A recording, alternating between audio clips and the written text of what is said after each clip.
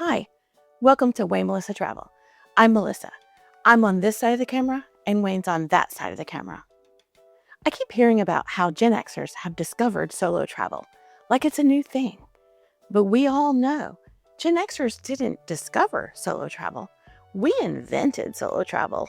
I don't know about you, but I can remember getting out of high school, hopping in my VW Bug, gassing it up, throwing another quart of oil in it, and heading to the beach. No map, no GPS, no cell phone, just adventure, freedom. We didn't think about it. If we got lost, we just stopped and asked for help. Yeah, from strangers, we asked for help. It was a different time. So yeah, we've been doing solo travel a long time. Do you ever notice how everyone's talking more about solo travel like it's something new? Like it's this bold, modern idea? Here's the truth. We didn't discover solo travel, but Gen Xers were doing it before it was a trend. Before apps, influencers, before finding yourself had a hashtag. We just went. We grew up figuring things out. No GPS, no reviews, no top 10 things to do. You landed somewhere and you handled it. That independence? That's solo travel. We didn't call it that, it was just life. Gen Xers grew up in a different world. No Google Maps, no translation apps, no travel influencers telling us where to go. If you wanted to travel, you just figured it out. You read guidebooks, you got lost, you talked to strangers. It's just how we traveled. Today, solo travel is booming. The market has grown over 100% since 2019. And here's the part most people miss. Women now make up nearly 70% of solo travelers. This isn't a niche anymore. This is mainstream travel. Nearly 60% of people have taken a solo trip recently. It's a $550 billion industry, and the majority of the travelers are women. It's a movement, but here's what's interesting. The people that are driving this movement, well, a lot of them are us, Gen Xers. Yes, women over 40. Not 20-somethings chasing Instagram, not digital nomads, women who have lived. We've been married, we've had families, and now we're choosing to travel alone. It's not about escape, it's really about return. Gen X women are in a very specific moment in life. The kids are grown, or almost grown. Careers are established or shifting, and for the first time in decades, there's space. There's space on our calendar. And what are we doing with that space? We're leaving. Not to escape our lives, but to reconnect with ourselves. Studies show over 50% of Gen X say travel supports mental well-being. And many are traveling specifically to reset and recharge. This isn't vacation, it's really something deeper. There's a shift happening. More than half of women say they just prefer solo travel.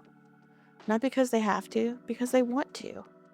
Solo travel offers something that's hard to find in everyday life. Space, control, clarity, and for many, it leads to real change.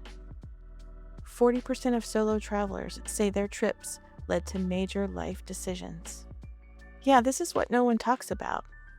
This isn't Gen X discovering solo travel. This is Gen X.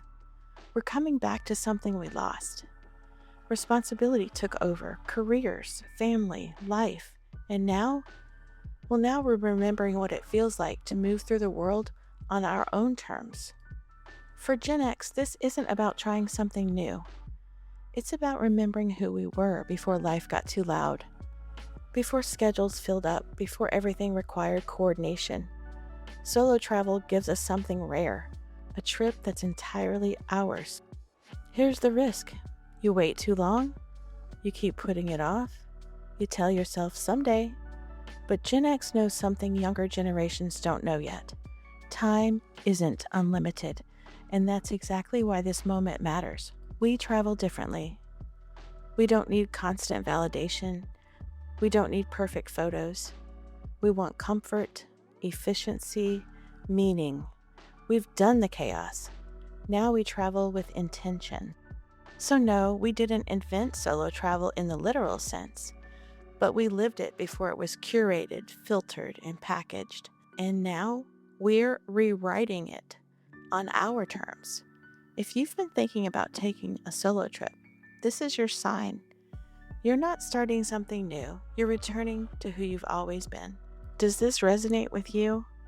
Do you want more than just trips? Do you want meaning?